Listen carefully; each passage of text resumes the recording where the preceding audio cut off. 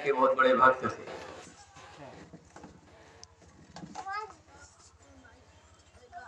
रहीम जी ने लिखा था, बहुत सारे दोहे रखे थे, जैसे कबीरदास जी ने लिखा था वैसे रहीम दास भी थे।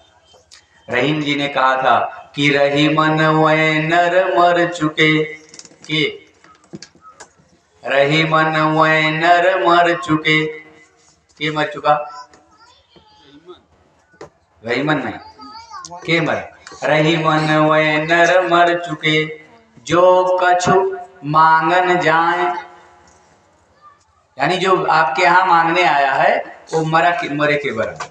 रही मन वै नर मर चुके, जो कछु मांगन जाए, यानी भिखमंगा बन गए वैसे वो मर गया। हाथ पैर दिया है भगवान ने कर्म करने का, लेकिन उसने सब कुछ छोड़कर भिखारी बन गया, मर गया। उसका कोई सम्मान, उसका सम्मान खत्म, उसको लाज खत्म, वो मरा के बराबर है। जिसको अपने सम्मान की चिंता नहीं है, अपने लज्जा की चिंता नहीं है, अपने धर्म की चिंता नहीं है, वो मर गया।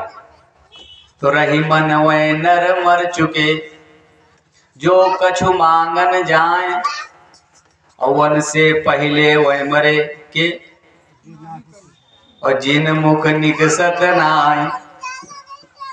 आगे कोई मांगे तो कहने रे बाबा हाथ में नहीं, खाली अभी तो बर्तन मांगी थे, बाद मांगा नहीं, छुट्टा नहीं है। गुटखा खाए को 2 रुपये भोला तो 500 के नोट तुरा दे, लेकिन किसी को 2 रुपया देना है तो का हो, छुट्टा ना है। कहीं आज हमारे कथा सुने के सुदामा बाबा, तो बनिया क्या दें कहीं छुट्टा दे दे 1 रुपया, 1 रुपया यहाँ चढ़ाई, 1 रुपया यहाँ चढ़ाई, 1 रुपया यहाँ चढ़ाई, 1 रुपया। लेकिन अगर वही आर्केस्ट्रा देखे जाए कोई, तो 500 के नोट निकली थैली में से क्या हो? ये क्या है? कौन सा धर्म करते हो आप?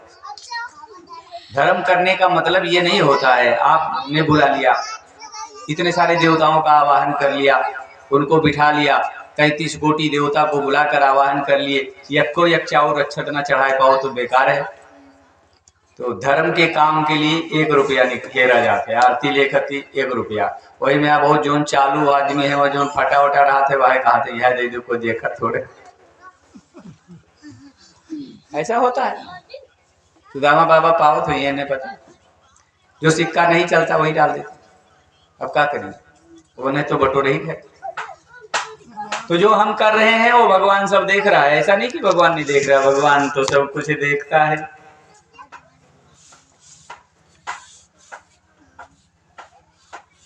तो नरक से मुक्ति, अगर नरक में नहीं जाना चाहते हैं तो हमें प्रायश्चित करना चाहिए। अगर हमसे कोई गलती हो जाए, हमने अपने से बड़े का किसी को दिल दुखा दिया या क्रोध में आकर उनको कुछ अपशब्द कह दिया, तो जब हमारा क्रोध शांत हो तब हम उनसे क्षमा मांगें, क्योंकि हम छोटे हैं, छोटे ही रहेंगे कि हे पिताजी, हे चाचा जी, हे अंकल जी, ताई जी, दाऊ दादी जी, दीदी जी, हमें क्षमा कर दीजिए, उस समय मुझसे गलती हो गया, वो पाप समाप्त हो जाता है क्षमा मांगने से। इसीलिए जब भी कोई पूजन होता है तो क्षमा, लास्ट में क्षमा पुष्पांजलि जो कहते हैं कि आवाहनम न जानाम न जानाम विसर्जनम, हे भगवान मैं आपका आवाहन नहीं जानता हूँ, न आपका विसर्जन करना जानता हूँ। आवाहनम न जानाम विसर्जनम, क्षमायाताम परमेश्वर, मंत्रहीनम क्रियाहीनम भक्तिहीनम, यानी मंत्र से भी गलती हो वो क्षमा करो, क्रिया माने हाथ गोड़ से कुछ हो गए हो तो उसका भी क्षमा करो, इसलिए क्षमा मांगना।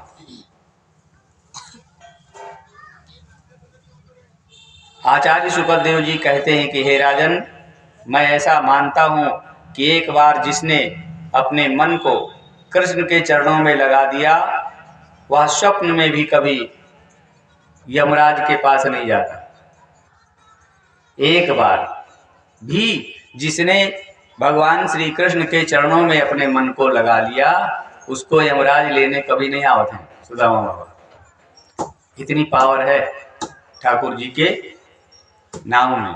अच्छा, आज जिनका जन्म होने वाला है, आपके यहाँ अवतार होने वाला, क्योंकि भगवान तो अवतार लेते हैं, ये बड़े चिपकू आदमी हैं। ये हमारे जो नंदलाल जी आने वाले हैं, ये बड़े चिपकू हैं। चिपको मतलब जैसे फेविकोल, फेविकोल जान लो ना, ऐसे लगा के हाथ में लगा तो छूटी ना ही चपक ली, ऐसे बड़े चिपको, लेकिन हैं बड़े टेढ़े, बहुत टेढ़ हैं। देखो कृष्ण लिखने में भी टेढ़ा है, कृष्ण लिखो तो कितना कठिन है, कृष्ण शब्द शब्द लिखना ही कठिन है। दूसरा चीज इनकी खड़ा होने का जो तरीका है, आप कभी कन्हैया जी की फोटो तस्वीर देखिए तो तिरछे खड़े होते, आधा इधर आधा इधर, कमर इधर तो सर इधर तो पैर इधर, बड़े टेढ़े तिरछे। इसके बाद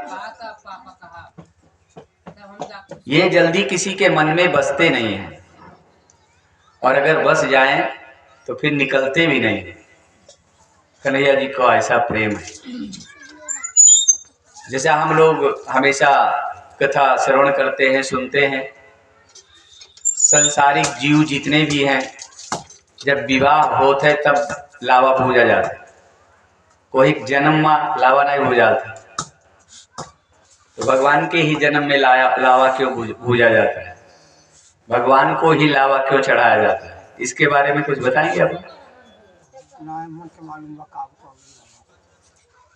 ब्याह तो लावा पड़ाला, कोई पैदा हो लावा पड़ाला, कौन देखे हो है, कौन सुने हो है, तो भगवान को ही लावा क्यों पड़ता है, क्यों चढ़ाया जाता है?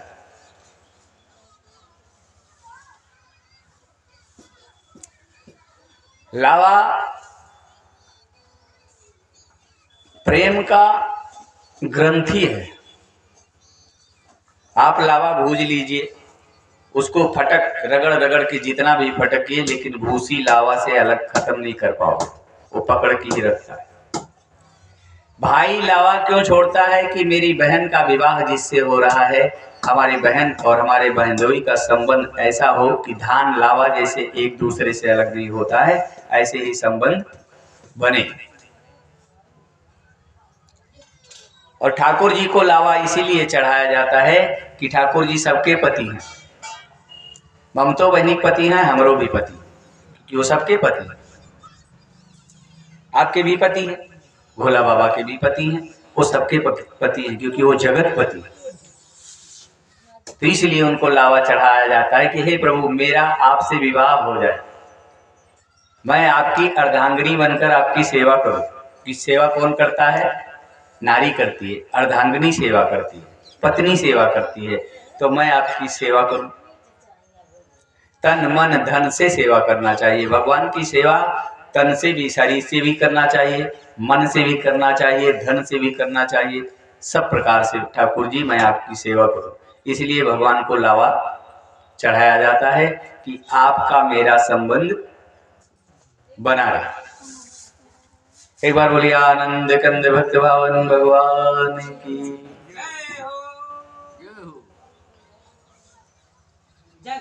गोपियां कहती हैं, ठाकुर जी से कहती हैं, हमारी गोपियां जो हैं, सुखदेव जी तो कहते हैं कि हे राजन, जितनी गोपियां थी,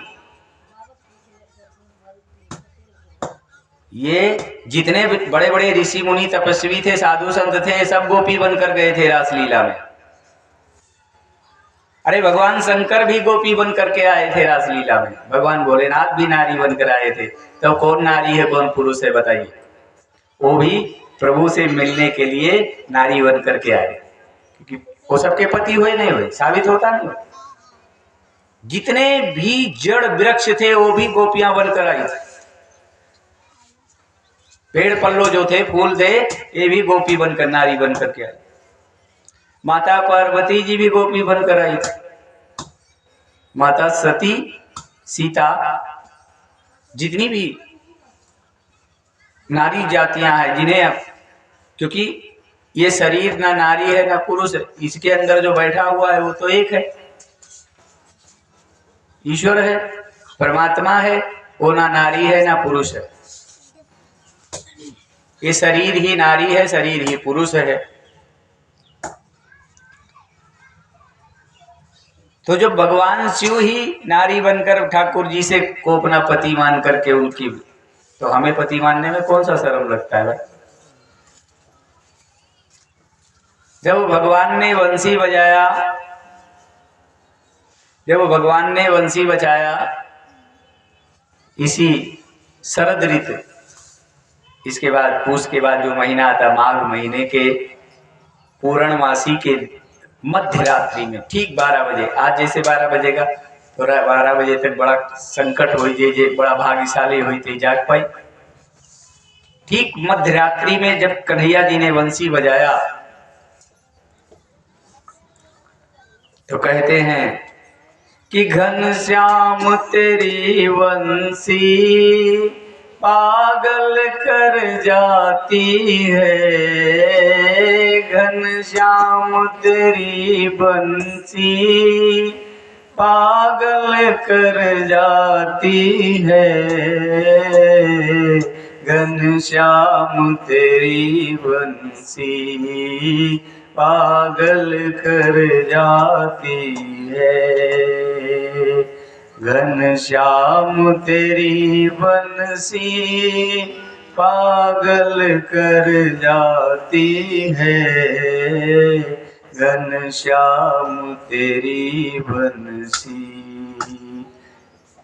और घनश्याम की बंसी पागल कर जाती है।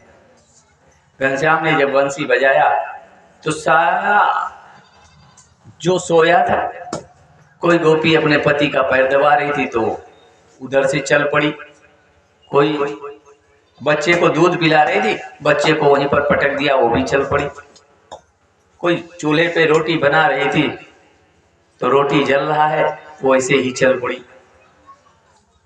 यानी सब जैसे जिस अवस्था में थे, कोई श्रृंगार नहीं, क्योंकि मंदिर जाना है आपको, अब मंदिर जाना है तो वहाँ कोई श्रृंगार करने की आवश्यकता है? भगवान तुम्हारे श्रृंगार को देखेगा? नहीं देखेगा, तुम्हारी खूबसूरती को देखेगा, नहीं तुम्हारे मन को देखेगा। लेकिन अब तो मंदिरियों जाए होते तो दुनिया भर के 3 घंटा श्रृंगार क्या है? तुम भगवान को देखने जा रहे हो या तुम लोगों को दिखाने जा रहे हो कि हम बहुत सुंदर बाटी, हम बहुत अच्छा पहले बाटी, हम बहुत बोलत बाटी, हम बहुत विद्वान बाटी? हम कुछ नहीं हैं सो वही हैं और कोई नहीं। तो हमारे बुजुर्ग लोग भी, हमारे सुदामा बाबा के मुख से हमने सुने थे, ये लोग थे जब हमारे वो राम कौन बाबा रहे जो गुप्ता जी, ये लोग जब बैठते थे तो लोग भजन गाते थे।